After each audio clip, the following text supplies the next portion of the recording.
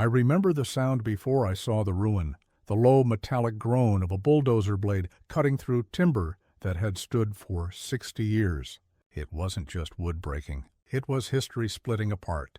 The smell of diesel and pine filled the air like something sacred being burned. By the time I reached the edge of the lake, there was nothing left but smoke, splinters, and the echo of my grandfather's name carved into the dirt where the porch used to be. They said it was a corrective action, a necessary demolition, but they didn't have the authority, the permits, or the decency to wait until I came home from burying my father. I'd seen corrupt projects before, backroom deals, bribes hidden in contractor bids, inspectors paid to look away. But this was personal. This wasn't a development site. This was the cabin my grandfather built with his bare hands long before any HOA existed, a place where I learned to fish, to build, to listen to the sound of quiet water. They flattened it in 11 hours. No phone call, no warning, just a laminated sign staked into the ashes, non-compliant structure removed, invoice to follow. The woman behind it all called it progress. The community called her Madam President. I called her something else entirely, a tyrant in pearls, drunk on power she didn't earn. She thought she could erase my family's history with a line in a bylaw and a construction contract that led straight to her son's company. She thought I'd stay broken. That grief would keep me quiet. She didn't know who I was. For 18 years, every blueprint, every demolition, every single permit in this county crossed my desk. I know the law, and I know how to bury people who break it. So, as I stood in the wreckage, sifting through the dust of 3 generations, I made a promise. They would regret ever touching this place. Because the moment they brought that bulldozer to my door, they didn't just demolish a cabin, they built their own downfall. What happens when the man you thought was powerless turns out to be the one who wrote the rules?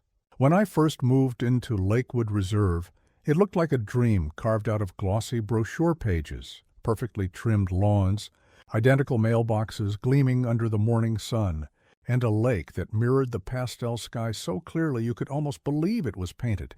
Every house looked like it had been pulled from a single mold, each with its manicured hedges and tasteful shutters, all lined up in quiet submission to the neighborhood's unspoken rules. The streets had names like Harmony Lane and Prosperity Drive, as if the developers wanted to convince us that peace and order were built into the pavement itself. But beneath that calm, something else lingered. A tightness in the air, a kind of watchful tension. It was the kind of place where you never really owned your home. You rented your peace of mind from the approval of your neighbors. My home sat at the edge of the cul-de-sac, right where the asphalt bent toward the woods. It wasn't the biggest or the newest, but it was mine, a 2-story craftsman with deep cedar beams, a porch swing that creaked like an old friend, and ivy that had begun to sneak up the columns in quiet rebellion against the uniformity around it. I had restored it over 3 years, every nail and paint stroke done with patience. It wasn't fancy, but it had character, something Lakewood Reserve had worked hard to scrub out of existence. On summer mornings, I'd drink coffee on the porch, watching the mist crawl off the lake. I'd nod to the early joggers, to the dog walkers, to the woman with the sun hat who watered her hydrangeas like clockwork. It all looked perfect from a distance, but the closer you got, the more cracks you saw, the forced smiles, the clipped conversations, the eyes that lingered too long on your driveway before they moved on. The HOA, the Homeowners Association, ran everything. On paper, they were meant to preserve the integrity of the neighborhood. In reality, they were the neighborhood's self-appointed monarchy, ruling through fines, warnings, and whispers. Their power wasn't official law, but it might as well have been. You didn't break their rules. You broke rank. The president, Linda Pritchard, was the kind of woman who smiled like a headline photo, polished, cold, immovable. She was in her early 60s, retired from real estate, but still dressed like every day was a showing. Her lipstick was always perfectly red, her voice always just loud enough to command a room without ever needing to raise it. She liked to talk about community values, which usually meant her values, uniform lawns, neutral paint colors, and neighbors who kept to themselves. She wasn't cruel outright. She was something worse. Charming when she needed to be, calculating when she didn't. Beside her on the board sat 3 others, each as eager to please as they were to punish. There was Tom Jensen, a retired police officer with a suspiciously deep interest in enforcing mailbox regulations. Then came Sharon Ellis, a part-time interior designer who believed color coordination was a moral issue. Finally, there was David Lutz, the treasurer, the quiet one, always adjusting his glasses, always calculating. People said he was fair, but fairness in Lakewood depended on which side of Linda you stood. They met every 3rd Thursday in the community center, a sterile, echoing room that smelled faintly of lemon cleaner and artificial flowers.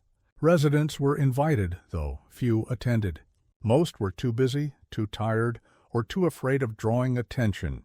I went to my first meeting just to see what all the fuss was about.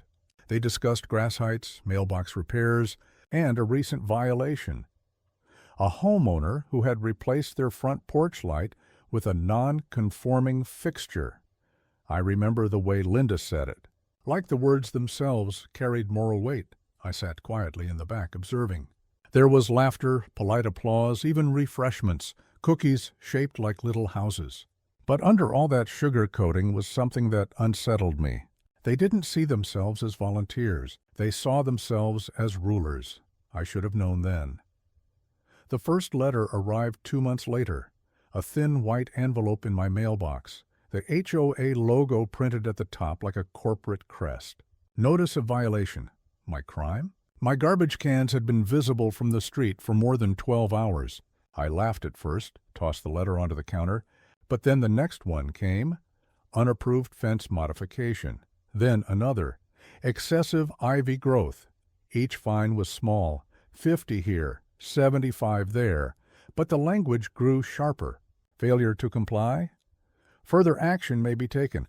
Property liens may be imposed. It was absurd, bureaucratic theater. But when I talked to neighbors, their reactions weren't laughter. It was pity.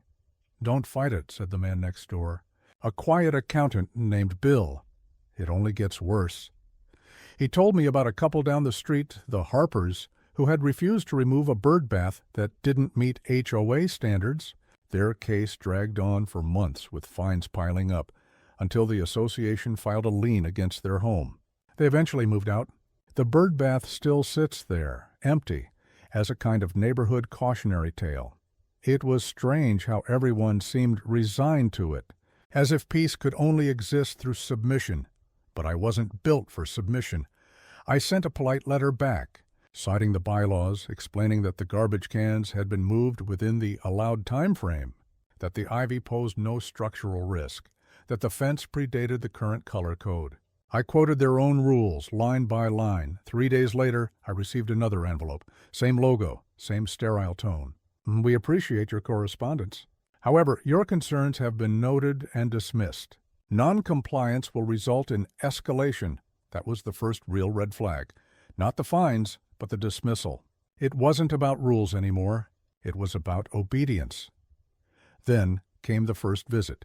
Linda appeared on my porch one Saturday morning, clipboard in hand, her perfume sharp enough to sting.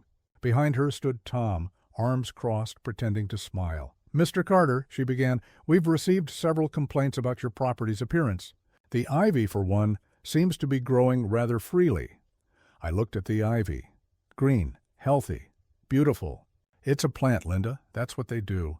Her smile thinned. "It's important to maintain visual consistency in our community. We all agreed on that when we moved in, didn't we?" "I agreed to pay dues, not to have my plants inspected." Tom shifted his weight. "No need to get defensive. We're just doing our jobs." Their eyes darted over my porch, my paint, my gutters, as if cataloging evidence. Linda's gaze lingered on the swing. "Unapproved structure," she murmured, jotting something down. They left with a polite goodbye that felt more like a warning. That night I noticed the cameras. Small black domes mounted at the end of the street, newly installed, facing outward and inward. The HOA claimed it was for neighborhood security, but they seemed aimed more at our driveways than the road. Over the next few weeks, I started noticing things. My mailbox flag bent backward, my trash cans pushed into the street, a note tucked under my windshield. You're making this harder than it needs to be." No signature. Neighbors started avoiding eye contact. Sharon would look up from her gardening just long enough to smile, that rehearsed brittle smile, before turning away. Bill stopped chatting over the fence. Even the kids who used to ride their bikes down the hill seemed to take a different route now. The isolation wasn't accidental. It was engineered. And yet I couldn't leave. Not out of pride, but principle. This was my home. My father's tools were still in the garage, his handwriting still on the workbench. Every beam, every nail held a piece of my family's story. I wasn't about to let a handful of power-hungry bureaucrats rewrite it, so I began documenting everything. Photos of letters, timestamps, recordings of conversations. If they wanted a war of paper, I'd fight it in triplicate. But deep down I knew this wasn't about paperwork. It was about control, antamkem, and they weren't used to being challenged. The moment that confirmed it came at the next HOA meeting. I attended again, calm, composed, ready to address my case formally. But as I stood to speak, Linda interrupted.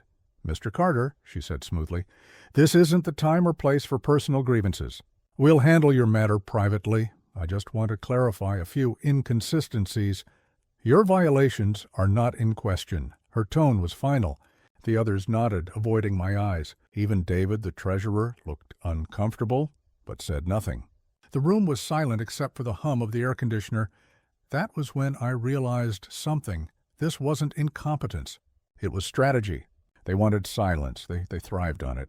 Every complaint, every quiet resignation kept them in power. I left the meeting with that cold, hollow feeling, the one you get when you realize the system isn't broken. It's functioning exactly as intended. A week later, another letter arrived. This one thicker, heavier. It wasn't just a fine this time. It was a notice of intent to escalate enforcement. Legal phrasing for, "We're coming after you." I stood there on my porch, letter trembling in my hands, the street unnervingly quiet. The lake glistened beyond the trees, still and perfect, and for the first time, I wondered just how far they were willing to go to protect that perfection, and what they'd destroy to do it. By the end of summer, the fight between me and the HOA wasn't just about ivy or fences anymore. It had become something much darker, more personal. What started as a few letters had turned into an all-out campaign of control. Every week, a new envelope appeared in my mailbox, crisp and impersonal, but each one carried a different kind of threat. Not violent, but suffocating. Paper cuts that, together, began to bleed. The next fine was for a non-conforming mailbox. I laughed at that one. The mailbox had been there since before I bought the property, but when I checked the HOA handbook, the section on mail receptacle aesthetics had been updated just 2 weeks earlier. The new standard required uniform black matte finishes with embossed numbering. Mine was bronze, a technicality, a trap disguised as policy. When I pointed this out in writing, Linda replied through the official HOA email, "The board reserves the right to revise regulations as deemed necessary for community cohesion." That phrase, community cohesion, became their shield, their justification for everything that followed.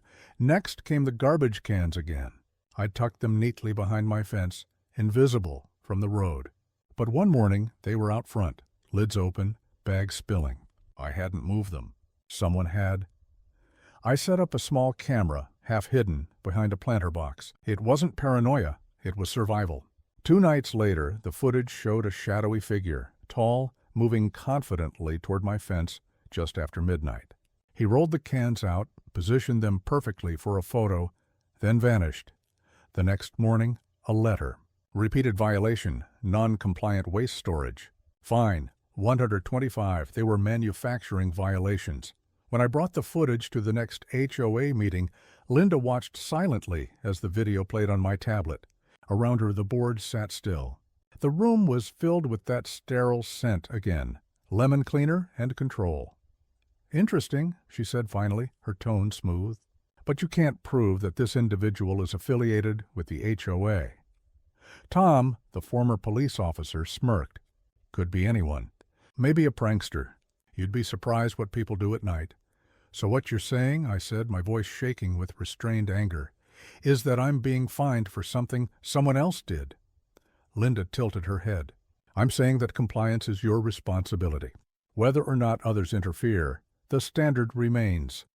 It was a statement dressed as logic but dripping with malice. After that meeting, the letters multiplied. The grass exceeded acceptable uniformity. The porch swing was an unapproved modification. The house paint, the same color it had always been, was fading unevenly.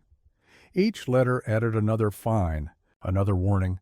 I kept everyone, stacking them in a shoebox that began to fill like a growing wound. The neighbors started whispering. Some pitied me. Others crossed the street when they saw me. One afternoon, I overheard Sharon Ellis talking to the woman with the hydrangeas. "It's a shame," she said, loud enough for me to hear. "He used to be such a nice man before he started." Resisting. The word echoed like an accusation. The side conflicts came like mosquitoes. Small, infuriating, impossible to ignore. There was Mrs. Pierce, the retired teacher 3 houses down, who began sending anonymous notes about my dog barking too early, even though I didn't own a dog. Then came the landscaping company that suddenly stopped mowing my yard. They'd been told by the board that my account was suspended for pending violations. Every inconvenience seemed orchestrated. My water bill doubled for no reason. My mail went missing. Packages were accidentally delivered to other houses and opened before being returned. I started keeping a log. Dates, times, witnesses, even the weather, anything that could prove what was happening. But proof didn't seem to matter in Lakewood Reserve. Perception did, and perception was being weaponized. At the next HOA meeting, Linda's smile returned sharper than before. "Mr. Carter, it's been brought to our attention that your property's appearance is negatively impacting community value. We'd like to discuss a remediation plan." "Remediation?" I repeated. "You mean punishment," Linda folded her hands. "Your choice of words. But yes, something must be done." Tom leaned back, arms crossed. "We're just trying to help you get back in good standing. By fabricating violations?" I shot back. Linda's eyes flashed, the briefest crack in her composure. "I'd be careful with accusations like that." The silence that followed was heavy. I realized they weren't just trying to fine me into submission.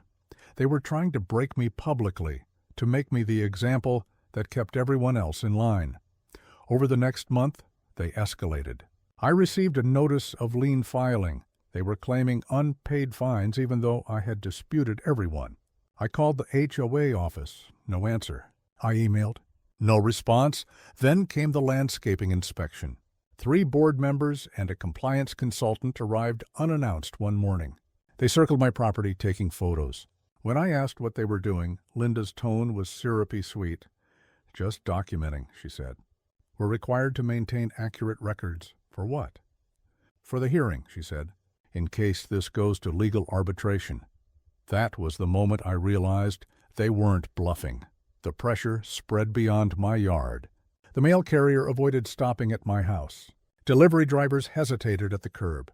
My insurance company called to verify property concerns after receiving an anonymous report about neglect. Even the local realtor, who also happened to be a friend of Linda's, told a prospective buyer, "Within earshot, that house has issues." The emotional toll hit harder than I expected.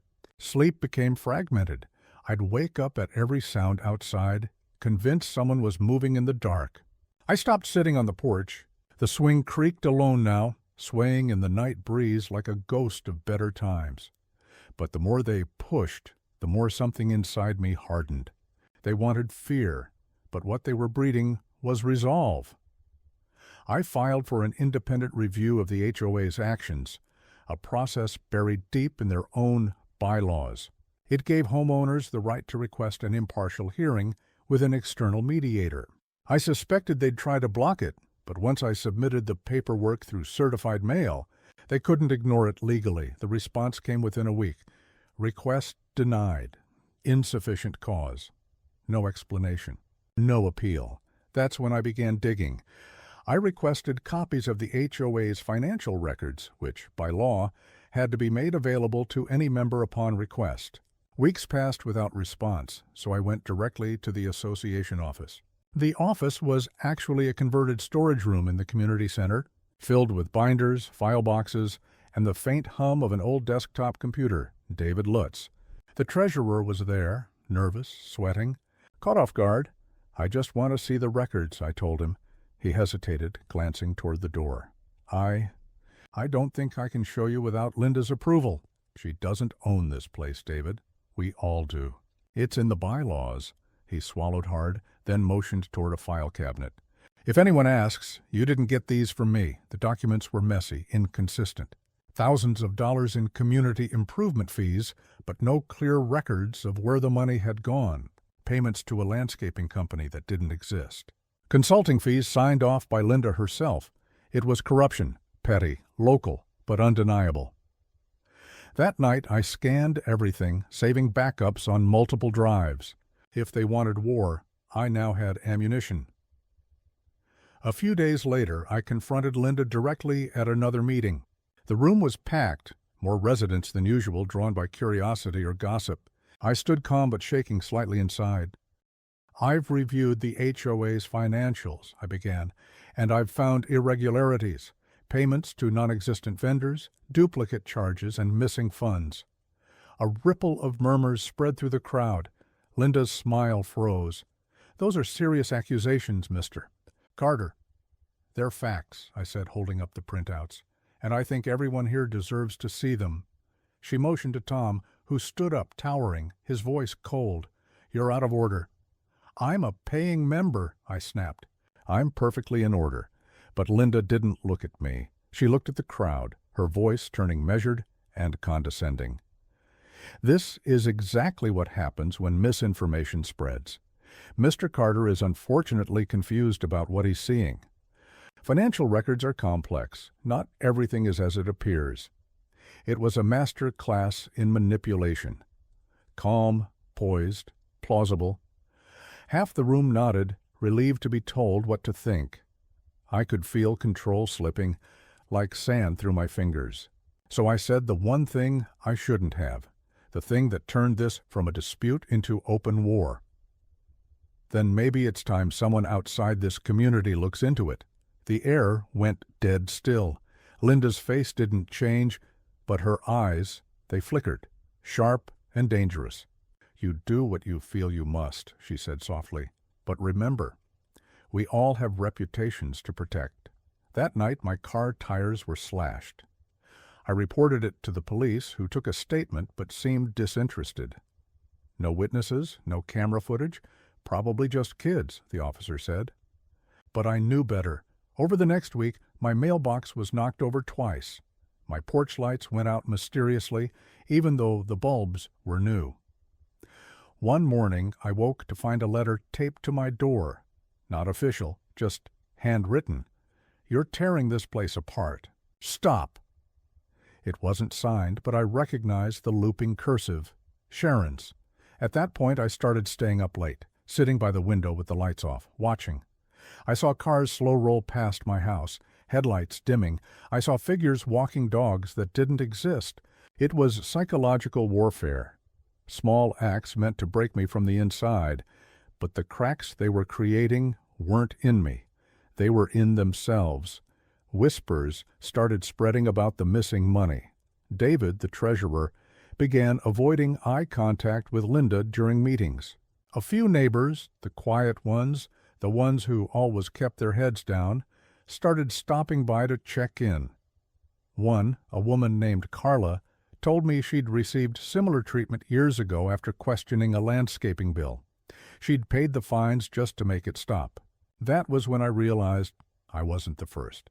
I was just the first to push back. The board responded by going for the jugular. They filed an official complaint with the county, claiming my property violated safety codes.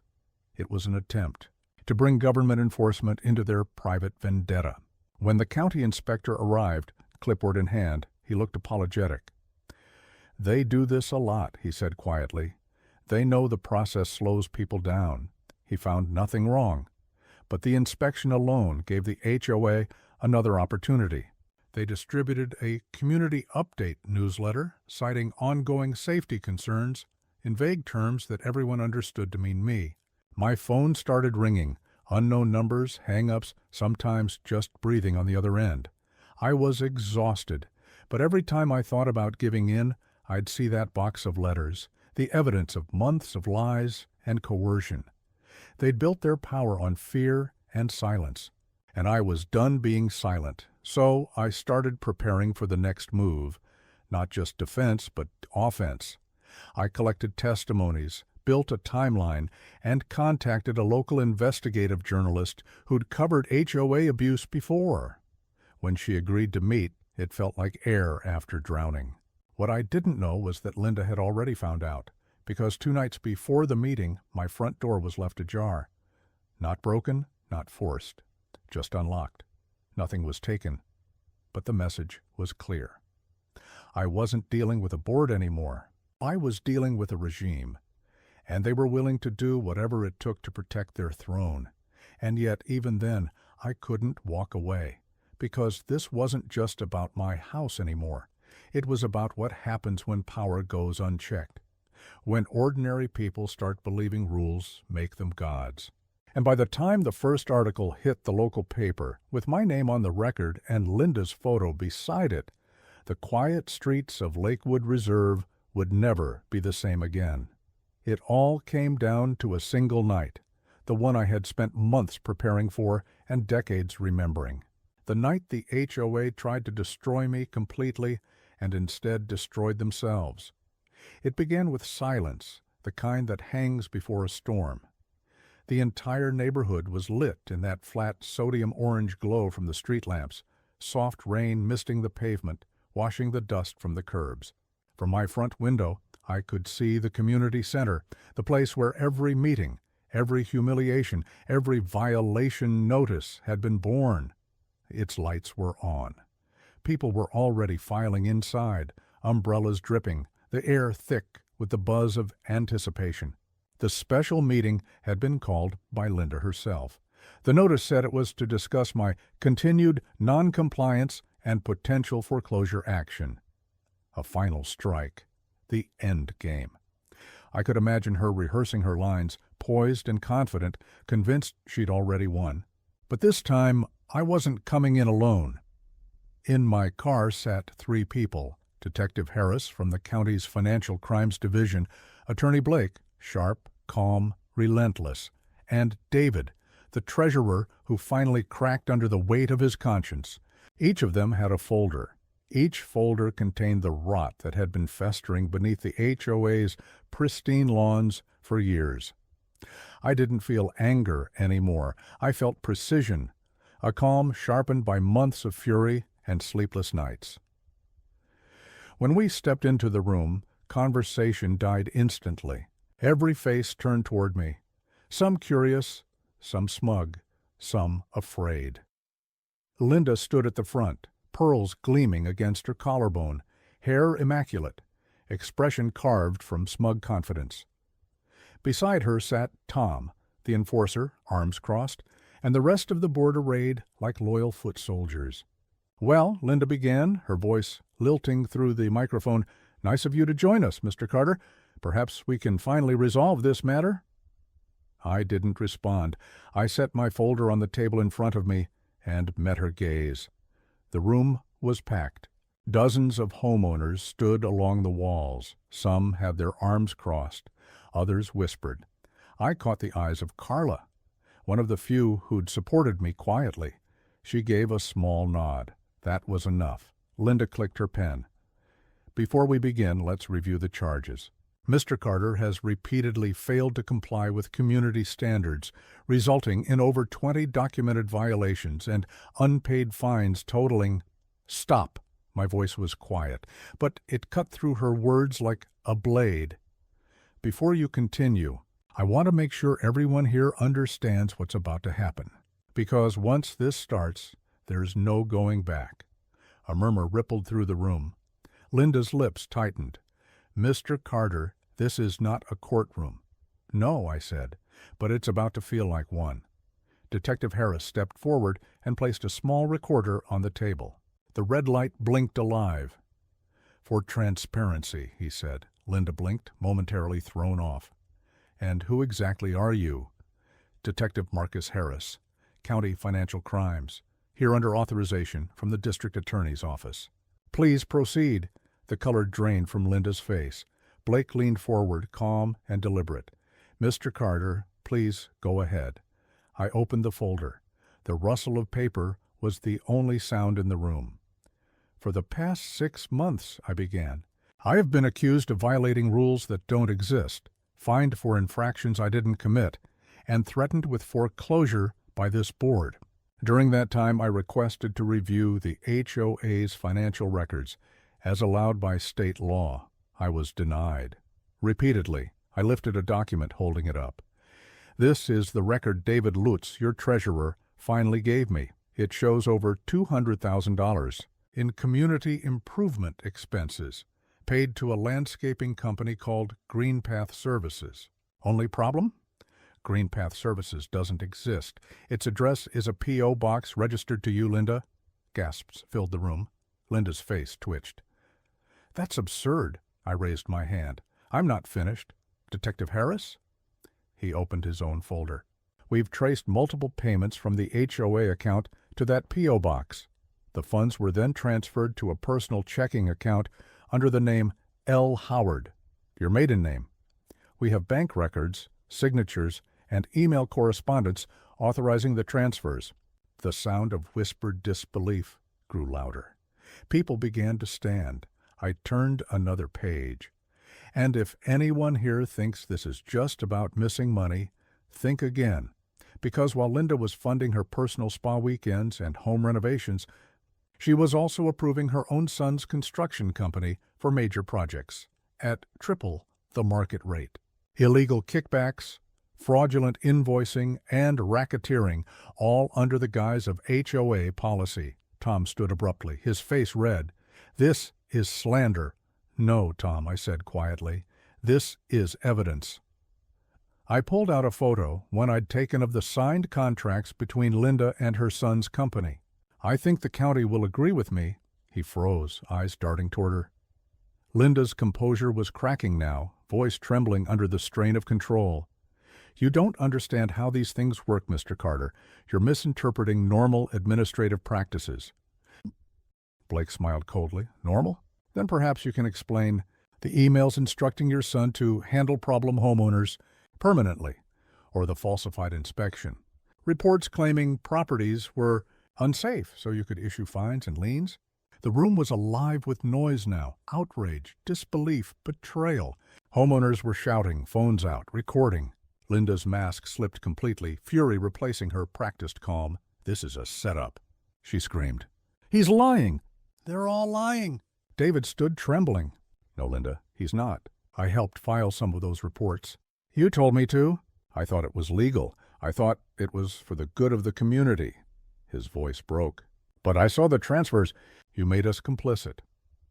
For the first time, Linda looked genuinely afraid. Detective Harris stepped forward. Ms. Howard, I'm formally notifying you that you are under investigation for embezzlement, wire fraud, and conspiracy to commit racketeering. You are not to leave the county. The room erupted, people shouting, chairs scraping, the sound of chaos filling the space. Linda turned to me, eyes blazing. You think you've won? She spat. You have no idea what you've unleashed. You'll regret this. I met her stare and said, I already regret letting it go this far. She lunged for the microphone. Everyone listen to me, she screamed, voice cracking through feedback. He's the criminal. He's the one. He hacked our systems, but her words drowned under the noise. Phones buzzing, neighbors demanding answers, and the click of handcuffs as 2 officers stepped forward. Tom tried to bolt, but Harris caught him by the arm. You're not going anywhere. For a moment, it all felt unreal. The months of fear and silence collapsing into the single storm of sound and light. Linda shouting. The board frozen. The crowd, once afraid, now angry, vindicated.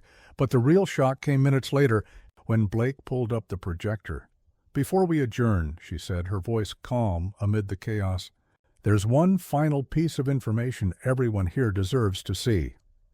The screen flickered to life, displaying a scanned document, the original land covenant from 1959 before the HOA ever existed. Blake pointed to a clause near the bottom. According to this, any neighborhood organization formed on this property must maintain transparent financial records accessible to all residents. Failure to do so automatically voids the association's authority and transfers management rights to the county. There was a beat of stunned silence. In plain English, Blake said, this HOA doesn't legally exist anymore. Its charter expired 3 years ago when they failed to file renewal paperwork. Every fine, every rule, every foreclosure threat, all invalid. The room exploded. People were shouting, joy, disbelief, rage. One man in the back yelled, "You mean we've been paying them for nothing?" Another woman sobbed, clutching her husband's arm. Linda slumped into her chair, colorless, shaking. I stood, taking a deep breath. The rain outside had stopped, leaving the windows streaked and glistening. "This is over," I said quietly. "Every dollar they took, every threat they made, it ends tonight." But just as I turned to leave, Linda whispered something, barely audible, over the noise. "You don't understand, Carter. This goes deeper than me." I looked back at her. Her eyes weren't defiant anymore. They were scared. "What do you mean?" She just shook her head, tears streaking her mascara. "They'll come for you too." Before I could respond, Harris gestured to the officers. "Take her out." As they escorted her away, I caught the eyes of the homeowners. Some looked relieved. Some looked furious. All of them looked awake for the first time in years. Outside, the air smelled clean, wet asphalt and pine. For the first time in months, I could breathe. But I knew it wasn't over. The following morning, I woke to find the news trucks already at the end of the street. "Local HOA president arrested in massive fraud scandal," the headlines read. Reporters swarmed as I stepped outside, their microphones flashing. "Mr. Carter, is it true you discovered the fraud yourself? Do you believe other HOAs are involved? What happens to the neighborhood now?" I didn't answer. I just said, people should start reading the fine print. That night, the board was formally dissolved. The county froze the HOA's accounts, and homeowners were told they'd receive restitution from the seized assets. The sheriff's office impounded Linda's Lexus. Her son's construction business was under audit. It should have felt like victory. But what I felt was exhaustion, the kind that sits in your bones, the kind that comes after carrying too much for too long. Still, as I sat on my porch later that week, the quiet felt different. The air was lighter, free of that invisible tension that had haunted every sunrise. For the first time, neighbors waved again. Kids rode bikes down the street. The lawns, those perfect uniform lawns, looked imperfect and somehow more human. But the biggest shock came a month later, in a sealed envelope from the county courthouse. Inside was a notice of restitution. Yes, but also a letter from the state attorney general's office. They were launching a statewide investigation into HOA corruption, using my case as the catalyst. My story had reached farther than I imagined. Hundreds of people writing in, sending letters, sharing their own stories of bullying and abuse, and as I read each line, something inside me eased. Linda had been right about one thing. It did go deeper. But she was wrong about the outcome. Because the deeper they dug, the more they unearthed, not just corruption, but courage. A few weeks later, I drove past the old community center. The doors were locked. The sign had been taken down. In its place, someone had hung a handmade banner. It said, "We are not property. We are neighbors." I pulled over and sat for a long time, listening to the wind rustle through the trees. It wasn't easy rebuilding what had been poisoned. Trust doesn't just grow back like grass after rain. It takes time and sometimes painful honesty. We learned to argue without tearing each other down. We voted on real issues: safety, maintenance, community events, not the height of someone's mailbox or the shade of a door. The empty lots that Linda had once threatened to seize became gardens. Families worked together, planting vegetables and flowers. Kids who'd once been warned not to bother the HOA now played freely in the cul-de-sacs. There was laughter again, the kind that doesn't feel like defiance, but freedom. The local news ran follow-ups for months. HOA fraud uncovered. Small neighborhood sparks statewide reform. What started as one fight over a single yard spread into something bigger: legislation. Lawmakers began reviewing HOA regulations statewide, pushing for transparency, audits, term limits, and residents' rights to challenge unjust boards. My case became the story they cited in every interview. The name of my neighborhood, once a symbol of control, became a rallying cry. If it happened there, one reporter said, it can happen anywhere. And it did. Emails poured in from people across the country. Your story gave me the courage to fight back. I recorded my board meeting. Turns out they were misusing funds too. They told me I couldn't put up a wheelchair ramp. I showed them your video. They backed off. It was surreal. What began as one man trying to protect his home had become something that touched thousands. But not everything ended neatly. There were scars. The months of threats, legal notices, and anxiety had taken a toll. I'd lost sleep, lost friends, lost a piece of the peace I once took for granted. Yet, standing on my porch one morning, coffee in hand, birds cutting through the dawn light, I realized something. Peace isn't the absence of conflict. It's the presence of truth.